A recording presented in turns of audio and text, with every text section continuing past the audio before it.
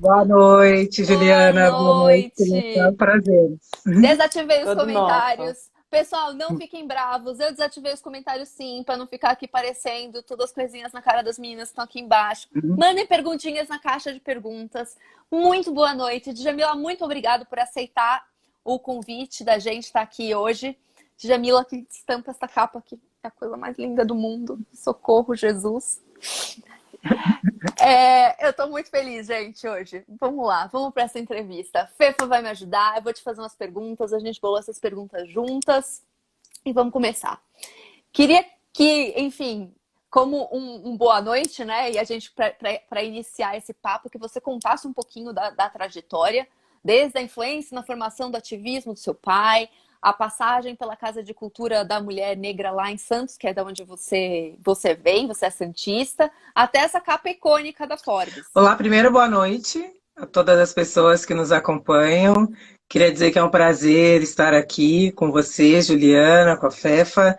Primeiro, dizer que eu estou muito feliz também, ela está aqui do meu lado, é um orgulho estampar essa capa. Agradecer a Donata Meirelles também por essa oportunidade.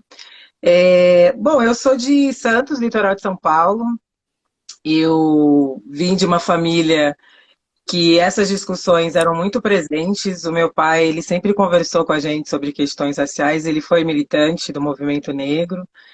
Então esse foi um tema aqui em casa, comigo e com meus irmãos, tenho dois irmãos e uma irmã. Isso sempre foi dito, né, conversado. Meu pai estimulava que a gente lesse, que a gente estudasse, levava a gente ao teatro, aprendi a jogar xadrez com 6 anos de idade. Então para ele era a educação é a única saída, né, para nós.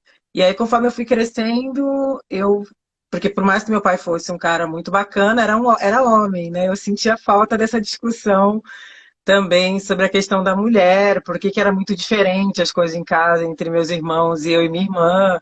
No final da adolescência, eu conheci uma organização em Santos chamada Casa de Cultura da Mulher Negra, e ali foi um espaço, um divisor de águas na minha vida. Eu trabalhei nessa organização por alguns anos, e foi ali que eu tive contato com livros escritos por mulheres negras, que eu tive contato com algumas ativistas e conheci e pude participar mais ativamente. Então isso foi muito importante e acabou direcionando muito as minhas escolhas. Quando eu chego na universidade, eu já vinha dos movimentos sociais, então eu já sabia o que eu queria estudar. Não foi fácil, né? Porque eu estudei filosofia, tenho mestrado em filosofia política, e eu lembro que quando eu quis estudar Simone de Beauvoir, um professor meu falou: Beauvoir, quem que é Beauvoir? A mulher do Sartre? E aí eu falei: bom, acho que eu vou Aí ter você fez essa trabalho. cara assim, ó, pra ele. É, não acredito numa coisa dessa. E na minha dissertação de mestrado eu cito majoritariamente mulheres pensadoras, então foi uma luta para driblar, né? Porque eu não aprendi sobre elas na faculdade. Tudo que eu sei eu tive que ir atrás.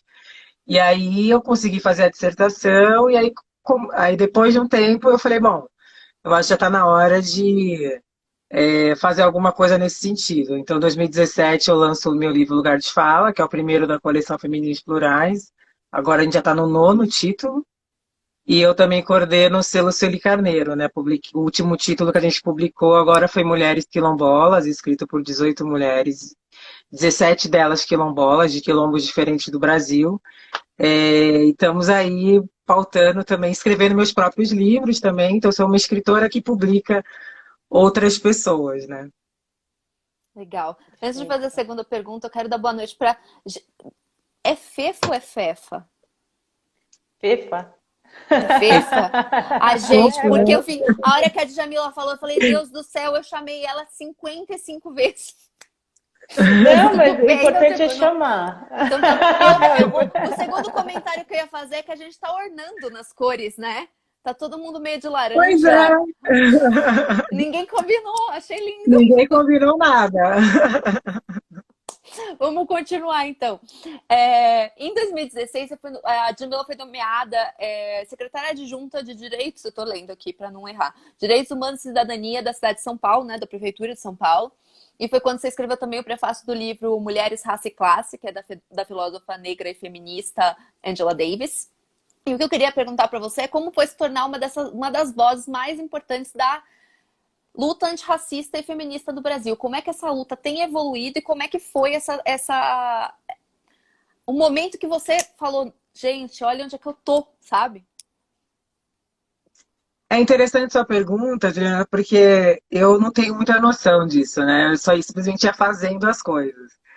E eu lembro que um dia meu babalorixá falou para mim assim, Jamila, acho que às vezes você não tem noção, né, das coisas que você está fazendo. Às vezes eu acho que você ainda não tem noção. E eu falei, talvez seja bom também não ter, sabe? Porque eu me vejo como uma ativista, assim como tantas outras pessoas que me antecederam, né, que possibilitaram que eu estivesse aqui hoje. Eu sempre acho importante isso da gente valorizar as pessoas que vieram antes. Essa luta é uma luta coletiva. Conhecer essas histórias, por isso que eu também publico essas mulheres mais velhas, e nas minhas coleções os autores precisam citar também essas referências que muitas vezes foram invisibilizadas. E eu me vejo como parte, né, desse grande movimento que, claro, no Brasil, com todas as dificuldades, sem dúvida nenhuma, hoje o que a gente pode comemorar é que esse debate está no debate público, né? Hoje as pessoas estão conversando sobre isso, as pessoas estão se posicionando mais sobre essas questões. Por mais que a gente ainda tenha muita coisa para avançar, é inegável, né? Na Flip, quando a gente tem, na Flip de 2019, dos autores mais vendidos, 5 serem autores negros, na Flip de 2018, eu fiquei na lista também de mais vendidos, a gente vê que tem alguma coisa mudando aí, né? E é algo que há uns anos atrás seria impensável, né? Então, acho que tem um longo caminho pela frente ainda. O Brasil ainda é um país, infelizmente, muito desigual. A população negra ainda está alijada de uma série de direitos, mas eu também acho importante, indo no que Lélia Gonzalez dizia, que foi uma grande intelectual negra, que o nosso legado não é só um legado de dor, também é um legado de luta e resistência. Então, do quanto que é importante também a gente compartilhar essas histórias, porque senão parece que a população negra só foi vítima da opressão, e que óbvio que é, e foi e é, mas também a população que construiu culturas, que contribuiu para a construção desse país, que pensou, que publicou, que resistiu. Então, acho muito importante trazer esse lado, da gente saber quem foi Antonieta de Barros, primeira deputada negra do Brasil, a gente saber que Machado de Assis foi um homem negro, a gente saber quem foi Luiz Gama, os próprios quilombolas, nos quilombos, né? Se existiu escravidão, existiram quilombos. Eu acho muito importante olhar para a história da população negra pela perspectiva de sujeitos que construíram histórias e não só de objetos de opressão. Perfeito. Essa semana eu estava conversando eu fiz uma live também aqui com a Ingrid Silva, bailarina, Ingrid Silva, Sim. e com a Tereza Cristina, que foi uma live muito legal. Eu fiquei embasbacada, assim, olhando para elas, coisa mais linda. As coisas, tudo que elas falaram e compartilharam. Mas a Ingrid estava falando um negócio que eu achei muito, muito interessante, de como, na verdade, a história do negro, ela às vezes se perde. É uma história enorme, mas ela se perde porque fica muito no oral, você não tem registro de muitas coisas. E como você pesquisa sobre isso, me surgiu essa dúvida de como é que você contorna esse tipo de problema. É muito interessante esse ponto que a Ingrid traz, inclusive parabenizo Ingrid e Tereza, são duas figuras importantíssimas. De fato, essa questão da oralidade, né, muito da cultura foi passada dessa forma oral, e ao mesmo tempo a gente também, por conta do racismo estrutural, não registrou muitas coisas no Brasil. Muitas pessoas que foram escritoras, a Maria Firmina dos Reis, por exemplo, foi a primeira mulher a escrever um romance no Brasil, a gente só foi ter mais conhecimento sobre ela recentemente, quando os livros delas passam a ser reeditados. E também na história do Brasil, né, se a gente olhar o quanto que o Brasil é um país que tenta escamotear as violências, né, na época os documentos referentes à escravidão foram destruídos. Então isso significa dizer que eu não sei se os meus ancestrais vieram de Guiné-Bissau ou se eles vieram da Nigéria. A gente tem aí uma lacuna. Geralmente, os descendentes de europeus, eles conseguem descobrir de onde eles vieram, os ancestrais deles. Então o Brasil é um país que age muito dessa forma, né? E aí a gente acaba não tendo o registro histórico de muitas coisas, aliado a esse processo de apagamento dos saberes negros, também das apropriações, né? Sim. Quantas pessoas negras no passado foram apropriadas e não foi dado a elas o mérito, né, de terem pensado e escrito. Então é muito importante a gente refutar essa visão, né, colonial que vem historicamente e sistematicamente apagando, né, esses saberes. Por isso que isso para mim é tão caro, por isso que eu até agradeço a pergunta, por isso que eu fui trabalhar no mercado editorial, né, porque para mim é muito importante que a gente tenha um registro não só do passado, mas também do contemporâneo. Porque eu acho que às vezes também a gente fala, não, nosso espaço vem de longe, claro, a gente tem que honrar quem veio antes, isso é inegável. Eu sou uma mulher de candomblé, para a gente isso é fundamental. Mas também é importante registrar o agora, né? Que tem tanta gente, por isso que na coleção eu dialogo com os meus contemporâneos e pelo seu Soli Carneiro eu dialogo com pessoas de outras gerações, né? Porque a gente precisa registrar, né, as nossas produções, uma vez que a gente passou aí por esses processos de apagamento. Muito importante. Apagamento até mais do que só a questão do esquecimento ou não da não transmissão oral, é um apagamento mesmo, né? E Destruição, Exatamente. você diz assim. destruição, é. E quando a gente vai falar sobre história, né? Então a gente sempre, a população negra sempre fica na condição de escravos e não de escravizados. Nos é negado o direito, mas também a história. Então, o registro ele é muito importante mesmo para contar a nossa história. Sim. Perfeito. É por isso que é exatamente isso. Por isso que o trabalho editorial é tão. E deve ser um trabalho de garimpo também, né? De achar essas informações e ir atrás disso, enfim. Não faço nem ideia do quão trabalhoso é. Complicado pode ser também. Sim, agora eu participei de uma live, só um adendo nessa semana, que a Lilian Schwartz, junto com o professor Cláudio Gomes e o Jaime Laureano, com artista plástico, lançaram a Enciclopédia Negra. E eles falaram da dificuldade, eles registraram mais de 550 personagens desde o século XVI, um livro monumental. E eles estavam falando da dificuldade, né, de achar, né, de ir nas fontes, de achar aquelas pesquisas, e o bonito é que eles têm um trabalho de retrato dessas figuras. E algumas delas, não se sabe como foi, os próprios artistas envolvidos no projeto também pegaram com esse imaginário de recriar aquelas figuras por conta da gente, às vezes, nem saber como elas foram, né? Então, é mais aí um exemplo disso. É muito trabalho pela frente, mesmo. Entrando num outro assunto, na verdade, que é de desafios no ambiente de trabalho, eu tenho aqui uns dados que eu vou ler, que são os dados bem alarmantes, que inclusive agradeço a Fefa por ter me passado esses dados. Tem uma pesquisa realizada pelo Instituto Locomotiva para CUFA, que é a Central Única das Favelas, que aponta que 94% dos brasileiros consideram que uma pessoa negra tem mais chances de ser abordada de forma violenta ou ser morta pela polícia. Outro dado chocante é que 36% dos brasileiros e 76% dos brasileiros negros dizem conhecer alguém que já tenha sofrido preconceito, discriminação ou algum tipo de humilhação ou deboche por sua cor ou raça dentro do ambiente de trabalho, que são dados horríveis, né? Então, o que eu queria saber de você, porque você aborda a luta antirracista no ambiente corporativo, eu queria conversar um pouco sobre os desafios atuais nesse ponto específico, no trabalho. Onde que a gente está e o que precisa melhorar? Perfeito, Juliana. É uma pergunta muito importante.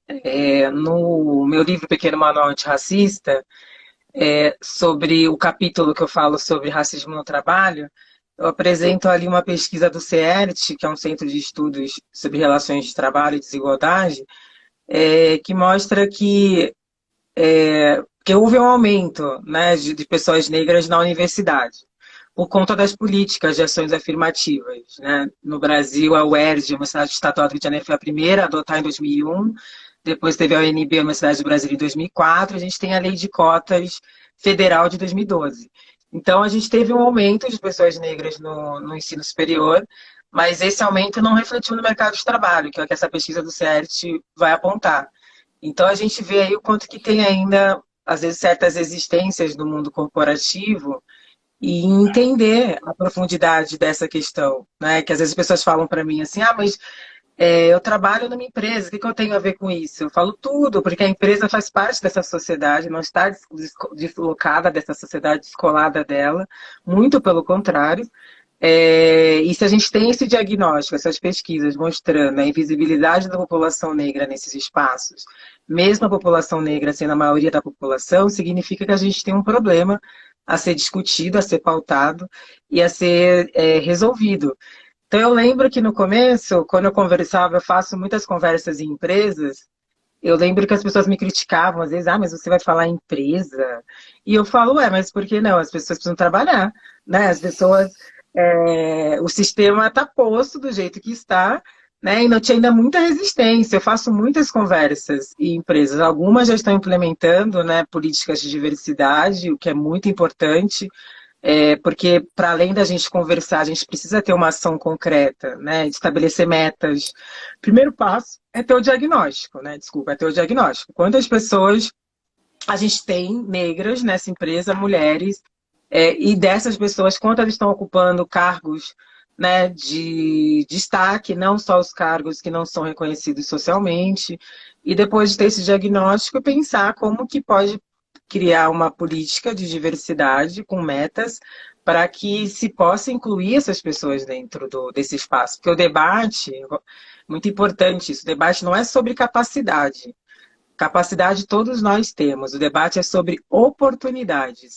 Né? São as oportunidades que não são as mesmas. E quando eu começo as minhas falas nas empresas, eu sempre falo, bom, antes de conversar sobre diversidade, a gente precisa discutir desigualdade. E quando a gente investiga a origem social das desigualdades, entende como elas foram construídas, entende que o Brasil foi um dos últimos países do mundo a abolir escravidão. Então, isso significa que pessoas como eu, durante quase 4 séculos, eram mão de obra, eram mercadorias, né? Trabalhavam sem ter direito a recursos, muito pelo contrário. E além de trabalharem enriquecendo os senhores de engenho, elas também, os seus corpos eram mercadorias. Né? As pessoas negras eram vendidas. Né? A gente está falando de comercialização de gente durante séculos. Né? Então, claro que isso estrutura a nossa sociedade. Então, eu sempre falo, porque quando a gente entende como as desigualdades foram construídas, a gente não vai ser contra políticas de diversidade, a gente vai entender o porquê que elas são importantes. Então, as políticas de diversidade, elas só são necessárias porque a gente parte de um lugar desigual, elas vêm para corrigir um histórico de desigualdades, não é para conceder benefícios, não é para fazer correções históricas. Então, acho que a gente tem muito que avançar ainda no Brasil, mas eu fico feliz de perceber que cada vez mais as empresas estão despertando, né, para essa questão. Você acha que tem aumentado? Você tem ido mais? Ou você tem visto mais pessoas sendo chamadas para inaugurar projetos desse tipo em empresas? Isso está caminhando, pelo menos? Isso tem caminhado. Os estudos sobre diversidade, né, eles surgem no Brasil por volta da década de 80. A gente tem grandes estudiosos como Reinaldo Bulgarelli, Cida Bento, Sueli Carneiro, que vem discutindo isso já há décadas. Mas dos últimos anos para cá, sem dúvida, tem aumentado a procura, né, o interesse por discutir, sobretudo por conta das redes sociais. Né? Quantas campanhas, muitas vezes, elas poderiam, erros ter sido evitados se tivesse pessoas negras naquela equipe, se tivesse pessoas de outros lugares sociais, né? Porque esses estudos de diversidade mostram o quê? Né? Que um ambiente mais diverso, ele ganha em inovação, ele ganha em criatividade, e as pessoas que vêm de um grupo muito homogêneo, elas têm muito mais dificuldade de lidar com um mundo diverso, né? Com um mercado cada vez mais diverso. Então, a gente tem aí questões que essas pesquisas nos mostram, né? Que só ganha, né, um ambiente mais diverso. E tem aumentado nos últimos anos, sem dúvida nenhuma. A gente tem um caminho aí longo pela frente, mas tem aumentado bastante e acho que isso é muito importante. A gente teve o caso do Magalu, né, que fez aquela seleção e teve as pessoas, mas foi super polêmico. Eu falei, gente, mas ao mesmo tempo teve tanta gente elogiando, as pessoas que acham polêmica porque elas realmente desconhecem o porquê precisa, né? Mas que bom que grandes empresas estão tomando ações como essas, né? Sim. O seu livro, Pequeno Manual Antirracista, ele foi publicado em 2019, ganhou o prêmio Jabuti e fechou o ano passado como o mais vendido da Amazon. Inclusive, parabéns. Incrível, Obrigada. acho ótimo que um livro desse tipo seja o mais vendido da Amazon. É incrível, acho que há alguns anos isso nunca não aconteceria. Eu acho isso realmente incrível. E aí, na verdade, você falou já um pouco sobre o seu trabalho editorial e a importância desse trabalho. E apareceu aqui uma pergunta. Eu vou fazer essa pergunta porque eu acho que é uma dúvida que aparece bastante. É uma pergunta de uma pessoa aqui da caixinha, tá? Tá. Ele pergunta aqui, ele queria entender um pouco mais sobre a diferença entre ser escravo e ser escravizado. Você explicaria? Claro, a FIFA trouxe esse ponto fundamental. Porque quando a gente fala escravo, a gente está naturalizando uma condição, né? E nenhum ser humano, ele é escravo naturalmente. Quando a gente fala escravizado, é porque teve um grupo, teve uma ação que submeteu aquele grupo naquele lugar, né? Quando a gente fala escravo, a gente está desresponsabilizando, né, quem colocou determinados grupos nesse lugar de escravizado, né? Foi uma ação que submeteu. Quando a gente fala de supremacia, a gente pode, que é um termo, né, da Grécia Antiga, que significa direção suprema, o que, que significa isso? É um grupo que submete outro, né, a uma condição de inferioridade. E o que tem de novo, no que a gente chama dessa supremacia branca, masculina, mais recente, é que a escravidão moderna é diferente, né, das escravidões antes em Roma ou na Grécia, que era o povo que ganhava submetia o outro grupo a ser escravo. Na escravidão moderna, além disso, a gente teve o que? A comercialização de gente, né? Que é algo que caracteriza a escravidão moderna. Então, escravizado porque nós fomos submetidos a essa condição, né? Escravo não é condição natural de nenhum ser humano. Muito legal. Ótimo. Muito obrigada pela explicação, Jamila. Vou passar a bola para a Fefa, que tem algumas perguntas muito interessantes também. E agora, Eu vou Fefa, aproveitar, então, vou você. aproveitar a oportunidade, o convite da Juliana para participar, mas também da oportunidade da Forbes para a gente poder fazer esse debate, ainda mais com a Djamila, né? Que por questão de cor temos afinidades. Mas eu queria até resgatar uma questão que você colocou, que eu acho que é uma questão fundamental quando a gente discute a equidade racial e a equidade de gênero, principalmente quando a gente está em audiência, conversando com pessoas que não necessariamente têm a mesma afinidade que a gente, é a questão da ancestralidade. Qual é o papel da ancestralidade na sua produção? E também eu trago essa pergunta para você, também essa questão do resgate do passado, para poder entender um presente e se curar para um futuro. Então, eu queria que você comentasse o papel da ancestralidade e principalmente, como você comentou, do papel do seu pai. Mas e as mulheres negras da sua família, Djamila? Conta um pouco para a gente sobre isso. Obrigada, Fifa, pela pergunta, porque de fato as mulheres da minha família, elas foram as responsáveis por esse meu resgate da minha ancestralidade. A minha avó materna, ela era benzedeira e ela frequentava terreiro. A minha mãe também, foi minha mãe que me iniciou. Eu fui iniciada criança, com 8 anos de idade. Então é muito do meu lado feminino da minha família. E justamente por isso vou lançar um livro novo em julho, já entreguei ele, ufa, para o editor com atraso, mas entreguei, que vai se chamar Cartas para Minha Avó.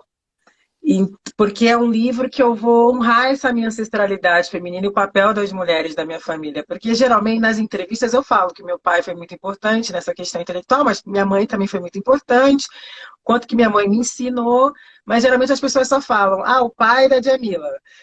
Então, por mais que a minha mãe não tenha sido essa pessoa que tenha me levado para jogar xadrez, que tenha, enfim, tomado minha lição quando eu chegava em casa, que era meu pai que fazia isso, a minha mãe foi uma figura central na minha vida, tanto por me levar para a religião que eu cultuo até hoje, tanto pelos valores que ela me traz, tanto que ela me ensina das suas experiências de vida, porque a gente vê o saber, não é só o saber acadêmico, muitíssimo pelo contrário. Então, nesse livro eu estou contando isso, resgatando memórias minhas, porque minha avó faleceu, eu tinha 13, minha mãe faleceu, eu tinha 20. Então, as pessoas, elas morreram muito cedo, muito jovens, contando essa importância desse resgate. O quanto que o fato de eu ter sido iniciada criança foi muito difícil para mim, porque eu neguei durante muito tempo a minha religião, porque imagina, você se inicia no candomblé, você raspa a cabeça, você tem que usar determinados trajes e você vai para a escola. E eu lembro que um dia, na hora do recreio, um menino arrancou o turbante da minha cabeça, eu estava careca, as crianças riram, e o quanto que aquilo foi traumático para mim. Eu neguei durante muito tempo. Eu tinha vergonha. Minha mãe, mas a minha mãe era terrível. Ela obrigava a gente ir, não tinha Elas conversa. sempre são, elas sempre são. Elas sempre são, você sabe, né? Então, aí quando a minha mãe morre, ela já estava afastada do candomblé. Então, eu fiquei anos afastada. Eu volto em 2013. O que para mim foi fundamental e o quanto que ter voltado em 2013 me fez reconectar com tantas coisas, juntar tantos cacos que estavam quebrados, a entender tantas coisas, né, a olhar para essa religião, porque o candomblé não é só uma religião, é um modo de vida também, e quanto que isso influenciou na minha construção como uma mulher feminista, quanto que as mulheres feministas negras brasileiras, quantas delas, né, Lélia Gonzalez, Sueli Carneiro, elas partem de pensar orixás para pensar o feminino, que o nosso feminino negro é parte de um outro lugar, né, desse feminismo hegemônico, o quanto que a gente olha para as figuras femininas, deusas iorubás, Oxum é diferente de Yansan, mas as duas vão dançar no xirei, tá tudo bem, que as mulheres não precisam ser uma coisa só. Então, esse resgate da ancestralidade no meu trabalho ele é fundamental, né? Que Oxum, antes de cuidar dos seus filhos, ela limpa as suas joias. Então, ela ensina que a gente tem que olhar para si primeiro. Que a maternidade não precisa ser esse lugar do esquecimento de si mesma. Né? Yansan é a mãe que vai para o mercado. Ela não vai ficar em casa, mas ela deixa 2 chifres de búfalo com os filhos. E se eles precisarem dela, é só bater que ela vem correndo como um vento para socorrer, mas ela não é a mãe que vai ficar em casa. Então, eu que fui uma mulher que fui casada há 13 anos com o pai da minha filha, e quando minha filha tinha 13 anos, tinha 3 anos, eu passei na faculdade e fui estudar. Se eu não tivesse essas referências, né, de mulheres que vão para o mundo e que me mostram outras possibilidades de maternidade, talvez eu tivesse me afundado na culpa, que no começo eu quase me afundei. Então, acho que isso para mim é fundamental, não só no meu trabalho, como na minha vida, esse resgate ancestral. E isso foi dado a mim pelas mulheres da minha família. E é fundamental para mim, né? Então, às vezes eu falo para as pessoas, vocês não precisam ser do candomblé como religião, mas entender como cultura. Porque se a gente estuda a mitologia grega, por que a gente não estuda outras mitologias, como as africanas, por exemplo? É uma Então, tem um ótima papel pergunta. fundamental. Tem um papel fundamental em quem eu sou, eu não nego isso, eu falo sempre da minha religião, nos meus trabalhos. E acho que esse livro, esse meu último livro, foi um desafio para mim, porque acho que foi a fase final de romper com um lugar que às vezes eu ficava, não, eu tenho que ser, eu sou acadêmica, eu vou escrever livro acadêmico. E eu tinha uma dificuldade enorme de escrever sobre a minha história. Isso é muito, muito. Então foi um processo que eu chorei muito, foi muito doloroso resgatar, mas ao mesmo tempo foi muito curativo. E foi muito de entendimento das mulheres da minha vida, de Sim. entender a minha mãe, de entender a minha avó, de entender por que minha mãe era tão brava, de entender por que a minha avó foi uma mãe tão brava. Como vó foi um doce, mas como mãe era. Então também foi um resgate de também humanizar as mulheres da minha vida. E as mulheres negras de uma forma geral, como é que você vê hoje o papel da mulher negra na sociedade, Djamila? A gente nessa luta por espaço político, espaço dentro da ciência, da arquitetura, como é que você enxerga essa questão, esse trabalho mesmo da valorização da mulher e, sobretudo, das mulheres negras também nesse cenário? Pepa, a gente tem um longo caminho ainda pela frente, né? Mulheres negras representam o maior grupo demográfico no Brasil, 28%, mas são a base da pirâmide social, né? O grupo que mais sofre violações de direitos humanos, que está alijada de uma série de direitos por conta desse entrecruzamento, né? De raça, classe e gênero. Então ainda é um lugar que somos muito poucas nos espaços de poder, né? Dos 513 deputados no Congresso Nacional, somente 13 são mulheres negras. Então a gente vê ainda que a gente tem um longo caminho pela frente, né? Em número, em compensação em número de feminicídio, violências, a gente está no topo. Sim, sim. Né? Então ainda temos um caminho muito longo. Porém, de novo eu friso, né? É muito importante a gente entender o lugar da mulher negra na sociedade. Quando Lélia Gonzalez diz, né, que a mãe preta, que foi esse lugar imposto para nós, mas que não é só o lugar da submissão, porque é ela que ensina a criança a falar, tem um poder ali também, mas a gente só olha por esse lugar, né? E eu sempre gosto de dar o exemplo. No ano passado eu escrevi na minha coluna na Folha de São Paulo um texto chamado A Solidão Institucional. Eu estava falando tanto de mulheres negras, das poucas que conseguem quebrar barreiras e olham para o lado, se veem sozinhas dentro dos espaços, porque as pessoas como nós, elas não estão usufruindo, elas estão servindo, o quanto que é solitário esse lugar, de uma solidão institucional mesmo, porque as instituições ainda são majoritariamente brancas e masculinas, mas também a solidão institucional dessas mulheres que estão na base e que sequer são vistas. Aí eu falo, né, das tias do café e das tias da limpeza. O quanto que é comum nas empresas as pessoas sequer saberem o nome dessas mulheres. Geralmente essas Sim. mulheres são negras. E o que que as pessoas falam? Ah, tia do café, vem aqui servir um café, tia da limpeza, caiu alguma coisa aqui no chão, vem limpar. Trata bem, mas É. trata com condescendência. Não Uhum. trata como uma colega de trabalho, como Elas uma pessoa, consomem e não são tratadas como clientes também, né? como Tem isso. cliente. Uhum. Não são vistas como pessoas que você vai convidar para sua casa, que você pode trocar. Você sempre trata com infantilidade, como Lélia Gonzalez dizia, né? Ou como menor, ah, tia do café, que bonitinha, a gente sabe que ela mora longe, mas não sabe onde, a gente no Natal faz uma caixinha para ela, mas ela não é tratada como um ser humano. Então, não saber o nome é o primeiro passo para a desumanização. A minha mãe foi empregada doméstica antes de casar com meu pai. A minha avó também foi, antes de, enfim, depois que foi trabalhar em casa. Eram mulheres inteligentíssimas. O quanto que as pessoas, às vezes, que trabalhavam com elas, perderam de conhecer aquelas mulheres, porque só viam elas no lugar de que elas estão aqui para me servir. Sim. E então, não saber o nome é o primeiro passo para a desumanização. A tia do café, a tia da limpeza, tem nome, ela está ali trabalhando por conta de uma questão estrutural, mas ela pode ser uma grande obreira na igreja dela, ela pode ser uma grande líder comunitária, ela pode ser uma Ielorixá, ela pode ser tantas coisas, mas o racismo desumaniza, né, essas mulheres dessa maneira. Então, eu acho que também essas mulheres precisam ser vistas não só por essa perspectiva da falta, mas da potência. As grandes lideranças no movimento de moradia são mulheres negras, politizadas. Na década de 70, no movimento de luta por creches no Brasil, eram mulheres negras e periféricas que estavam à frente desse movimento. Né? Então, a gente precisa olhar, acho, para as mulheres negras com esse olhar mais humanizado, independente da função que elas desempenham na sociedade. E o futuro Fê, da mulher negra, opa, Djamila? desculpa. E o futuro Olha, da mulher negra? a gente luta para que seja um futuro em que nós possamos, né, Fefa, sermos humanas. Porque também tem um lugar de ou nós somos discriminadas, vulnerabilizadas, ou a gente é colocada naquele lugar da força extrema. Então tem uma construção no Brasil de que a mulher negra é forte inerentemente.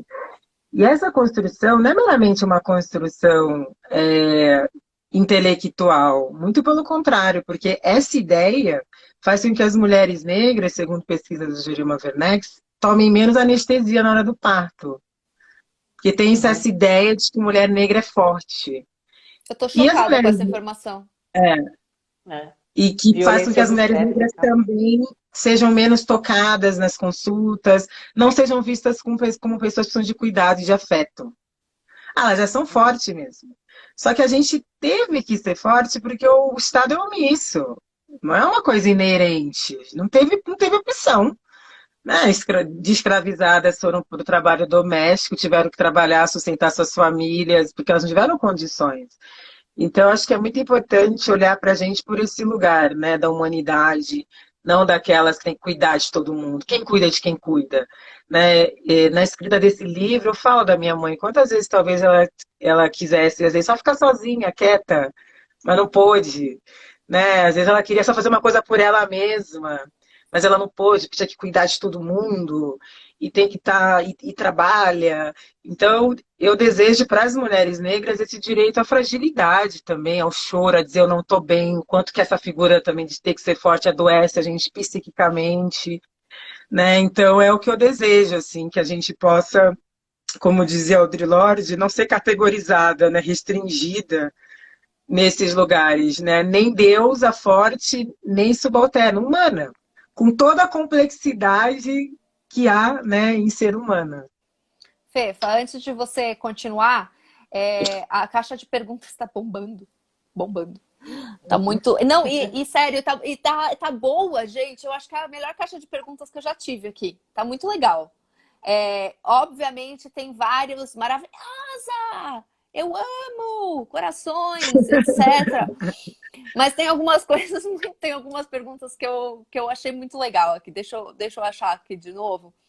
Fala de. Perguntaram qual foi a maior conquista da Djamila. Eu acho que é uma boa pergunta para já, mas eu tinha separado duas aqui que são bem interessantes, que é... Oh, meu pai do céu, não acredito que eu tinha separado e agora ela sumiu. Sempre essa. Sumiu! Peraí, eu vou achar, gente. Peraí. Djamila maravilhosa. Djamila maravilhosa é o que mais tem aqui. Djamila maravilhosa. Vamos subir a hashtag. Sobe a hashtag, gente. Djamila maravilhosa. Aqui, tem uma pergunta da Flávia Santos que é, na verdade, sobre o que você estava falando, que é como quebrar essa corrente hereditária das mulheres negras na função de subemprego. Eu achei ótima a pergunta. Eu acho que a gente precisa investir em políticas públicas, sem dúvida nenhuma, que incidam nessas realidades, né, dessas mulheres. Eu faço parte, eu fui a primeira pessoa da minha família a ter acesso à universidade. Eu faço parte dessa geração, né, da expansão das universidades públicas, dessas políticas afirmativas, e o quanto que isso mudou a minha vida, né? Quebrou um ciclo na minha família, esse ciclo do subemprego na minha geração, né? Mas ele só foi quebrado porque eu tive oportunidades, né? Então acho que é muito importante a gente ter em mente sempre quais são os projetos políticos que nós estamos apoiando, que se esses projetos políticos levam como fundamental a criação de políticas públicas no combate às desigualdades, isso é fundamental. Acho que as empresas, o papel das empresas nisso também é fundamental, criando também políticas de diversidade nesse meio corporativo. E o investimento em educação, né? Sem dúvida nenhuma. A gente precisa investir em educação nesse país. Eu fui professora da rede pública, professora do Estado em São Paulo, na época que eu fazia faculdade, então eu dava aula de manhã e estudava à noite. E era uma estrutura totalmente falida, fadada para o fracasso. Então, dos filhos da classe trabalhadora não iam ter condições depois de prestar o vestibular da USP e passar.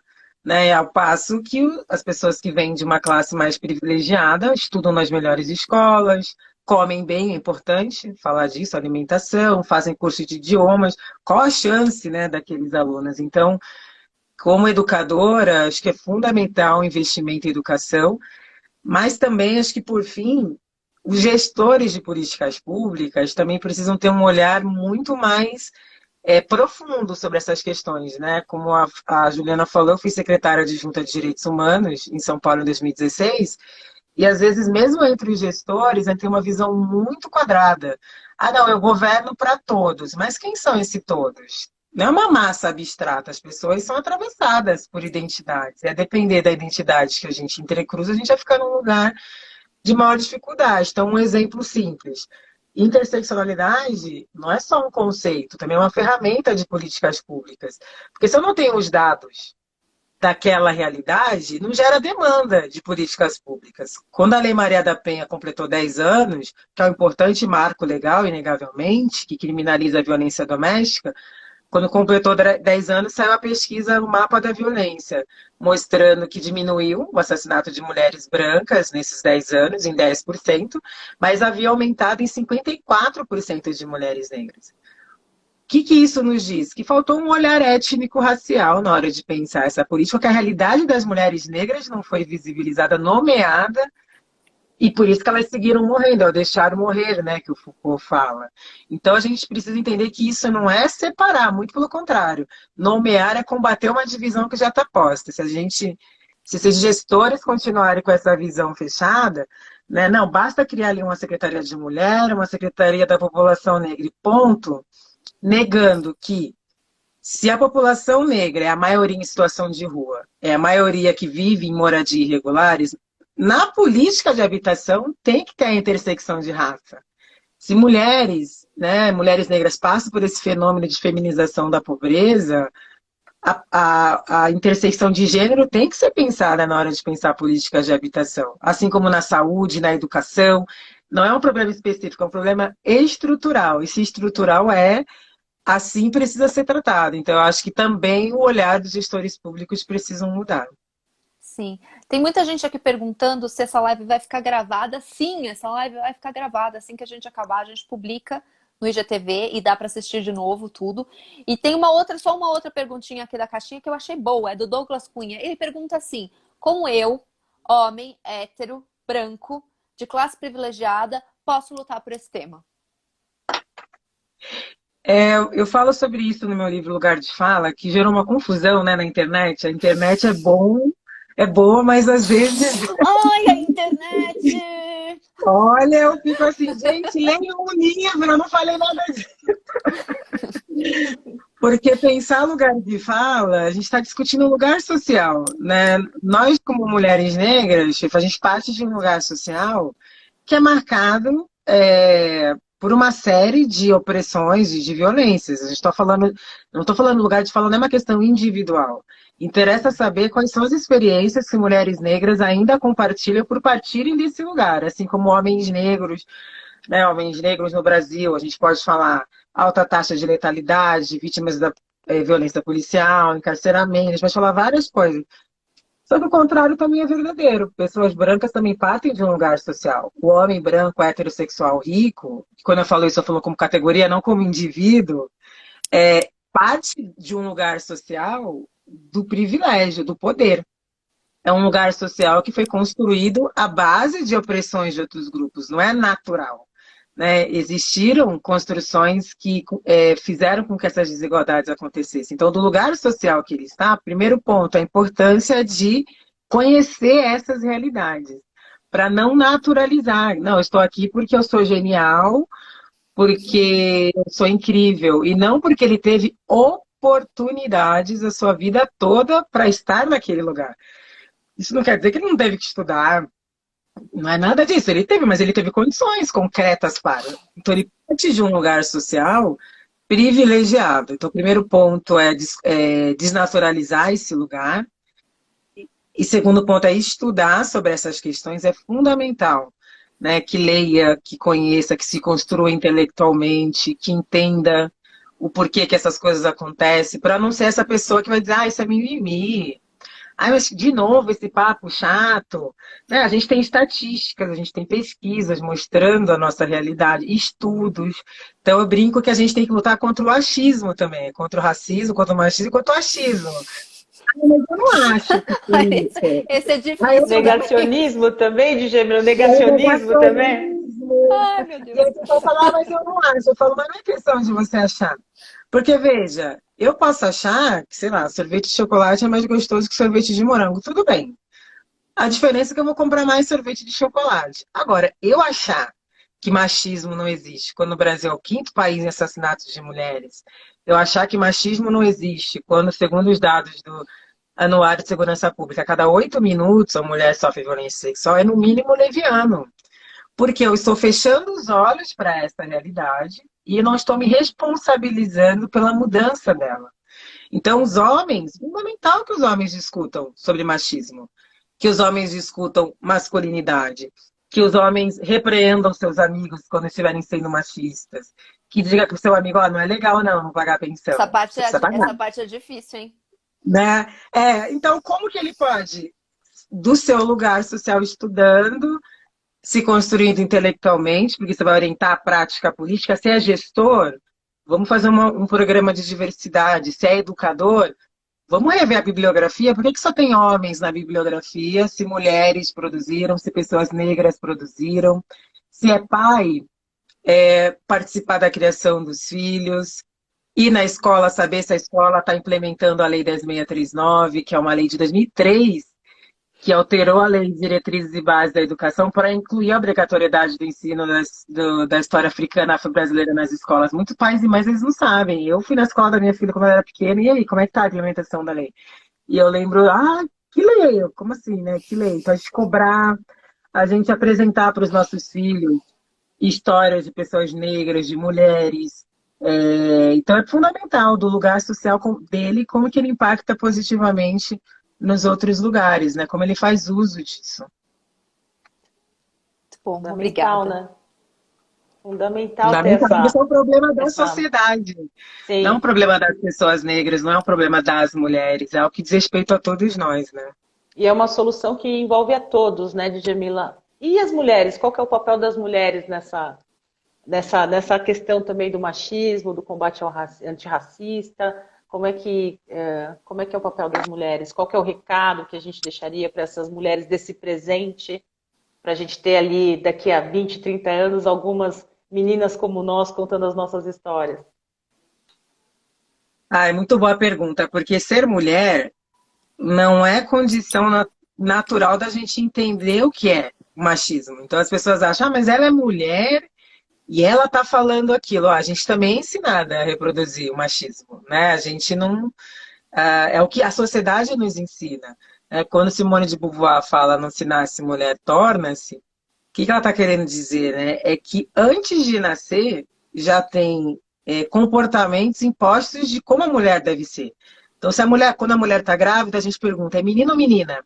É menino. Skate, quarto azul, bola, é menina. Carrinho, boneca, fogão, geladeira, babado. A gente nasce com essas construções que já estão postas. A gente vai ter um monte de foto nossa lá de babado, com boneca, mesmo que a gente gostasse de skate. Já está dado pela sociedade, construído socialmente, melhor dizendo, e a gente isso é imposto para nós. Então a gente cresce numa sociedade que diz, menina não pode isso é feio para menina. A gente vai internalizando isso. Você e a tem gente que vai agir como uma acreditando. mocinha. Uma mocinha, fecha a perna, né? Não pode brincar subindo nada. Vai que Maria Moleque. Eu era chamada de Maria Moleque quando eu era criança. Eu gostava de brincar na rua, não. Eu era uma menina que gostava de brincar na rua. Né? Então, ai, que Maria Moleque, nem parece mocinha. Então, e aí, às vezes, as nossas mães falam isso. Aí a gente fala assim, tá vendo? As próprias mulheres que fazem o machismo. Isso é o que Beauvoir chamaria de amante de fórmula simples. Não, porque a sua mãe também nasceu nessa sociedade, isso foi imposto para ela. A própria construção de como a mulher deve ser é anterior à sua mãe. Então, ela também foi ensinada assim. E a minha sorte foi ter tido contato com uma organização feminista. E com isso eu fui estudar e desconstruir e entender e me posicionar.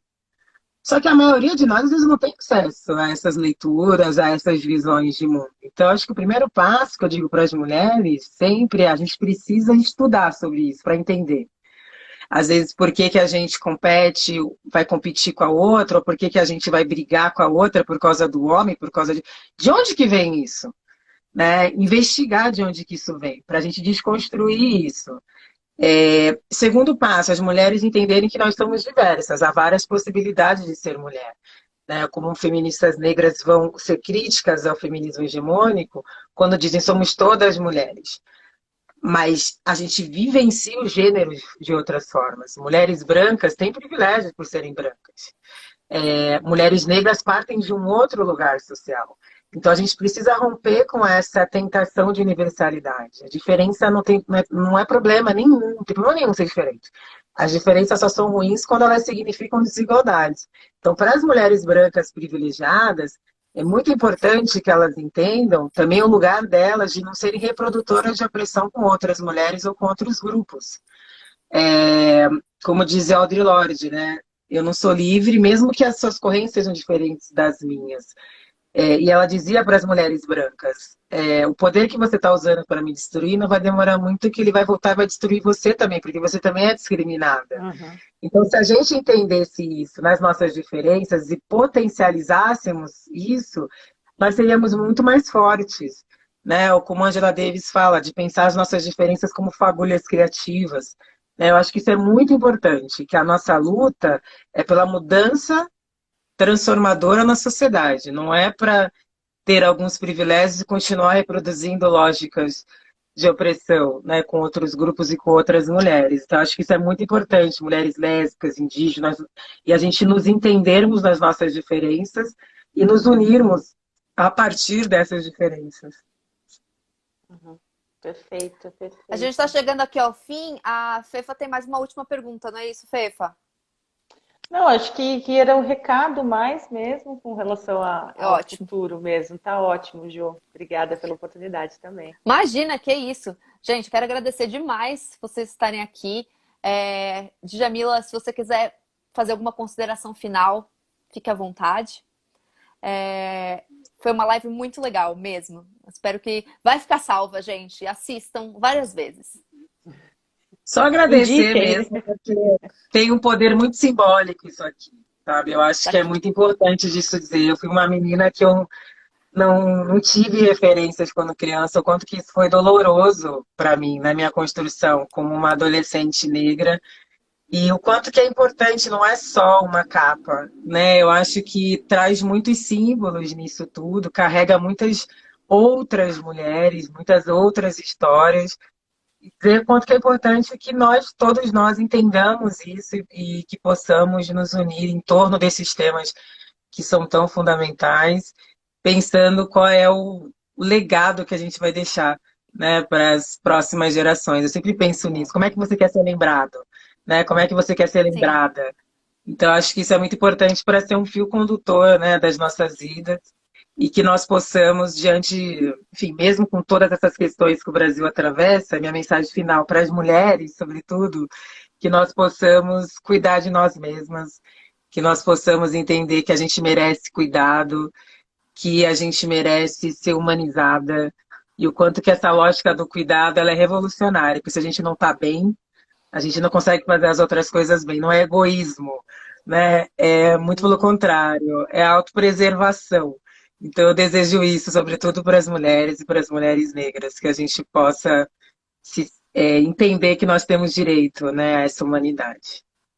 Muito obrigada. Gente, lembrando que essa Forbes, mulher de, o quadradinho do Instagram, ele é pequenininho agora para eu tô num quadrado que é meio quadrado demais. Mas essa Forbes com a Djamila na capa, que é a Forbes Mulheres de Sucesso, ela tá nas bancas, ela tá no app, ela pode ser adquirida via Rappi também. A gente fez uma série de lives com as mulheres que apareceram nessa revista, foram 20 mulheres de sucesso. A gente fez live com 14 dessas mulheres, as outras que não conseguiram por motivo de agenda, mas a gente ainda pretende falar com elas ao vivo no Forbes Mulher, que é o nosso outro canal. Então fiquem de olho, porque a gente ainda vai ter algumas outras. A partir desse mês, na verdade, já está no app a nossa a próxima revista, a revista seguinte a essa Mulheres de Sucesso, que a Fefa colaborou, participou. É uma revista histórica e épica, que é a revista Afrofuturo. Ela já está disponível no Linda app. capa. Ela já está Linda, não é disponível no linda? app. Obrigada. Ela está disponível no app e logo mais chega às bancas. Fefa, dá uma chamadinha pra galera ficar de olho nessa. Olha, o futuro ele é negro. E não por uma perspectiva de cor de pele, mas pela perspectiva de crescimento da população e de oportunidades. O futuro é próspero, porque essa é a mensagem. Então eu quero agradecer, teve Djalma Campos, Solange Guimarães, Ana Bovon, Ítala, que também fez com a gente, Sil Bahia. Então teve uma galera preta, massa, que ajudou tanto no conceito quanto na produção da revista. E a gente quer apresentar esse futuro negro, esse afrofuturo que a gente quer mostrar para vocês, como o Ilê. Isso aí. Linda. Essa já tá no app e já chega nas bancas, viu, gente? Muito obrigada a todo mundo que assistiu a gente hoje. Muito obrigada por mandarem as perguntas na caixinha e os elogios. Foram várias perguntas, eu não consegui responder todas, mas elas estavam todas muito boas. A live vai ficar salva. Mais uma vez, obrigada, Fefa, por me ajudar nessa entrevista, participar aqui comigo. Obrigada, Djamila, por aceitar nosso convite e conversar aqui com a gente. Foi muito legal. Eu estava muito animada e agora eu estou muito feliz com o resultado dessa live. Muito obrigada mesmo, gente. Foi muito legal. Boa noite, bom feriado, boa Páscoa para todo mundo. Tchau, tchau. Tchau. Tchau.